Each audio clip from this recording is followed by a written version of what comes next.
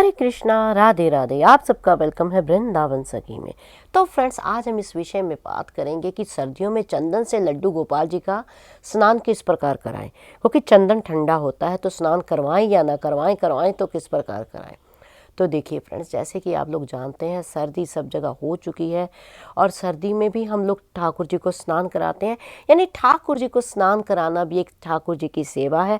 और ठाकुर जी को अगर हम ठाकुर जी को घर में रखते हैं तो ठाकुर जी की सारी सेवाएं हमें करनी पड़ती हैं। जैसे ठाकुर जी को सुलाना, उठाना, खिलाना और स्नान कराना भी उसमें एक सेवा है। और ठाकुर जी को हम नित्य प्रतिदिन स्नान कराते हैं। और सर्दी का तो ऐसे किसी किसी जगह पे तो बहुत ही अधिक सर्दी है और किसी जगह पे थोड़ी सी कम सर्दी, लेकिन सर्दी ऑलमोस्ट सब जगह पे है। तो ऐसे में ठाकुर जी को हम स्नान, और स्नान भी कई प्रकार के होते हैं। मैंने स्नान के ऊपर पहले भी कई वीडियो बनाए हैं कि ठाकुर जी को सर्दियों में स्नान कैसे कराएं, अभ्यंग स्नान कैसे कराएं।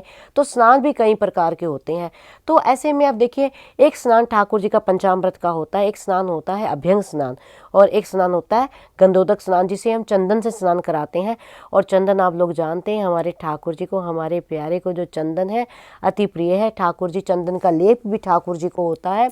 और ठाकुर जी मस्तक पे भी जो है चंदन और केसर धारण करते हैं। तो ऐसे में अब प्रश्न उठता है, जब हम चंदन से श्रृंगार कराएं और जब हम ठाकुर जी का चंदन से श्रृंगार कराते हैं तो क्या, मैंने संतों के मुख से सुना है कि हमारी सभी मनोकामनाओं की पूर्ति होती है, क्योंकि ठाकुर जी प्रसन्न होते हैं। और हमारी सभी जिस मनोकामना से हम ठाकुर जी को चंदन का श्रृंगार कराते हैं वो मनोकामना भी हमारी पूरी होती है। तो ऐसे में प्रश्न उठता, मुझे कई बहनों ने कहा दीदी अब सर्दियों में चंदन से हम स्नान कराएं तो कराएं कैसे। चंदन की जो तासीर होती है वो ठंडी होती है। यानी गर्मियों में चंदन का उपयोग ज़्यादा होता है, क्योंकि वो जो काफ़ी शीतल होता है, ठंडा होता है और हमें ठंडक पहुंचाता है, और ठाकुर जी को भी वो ठंडक पहुंचाता है।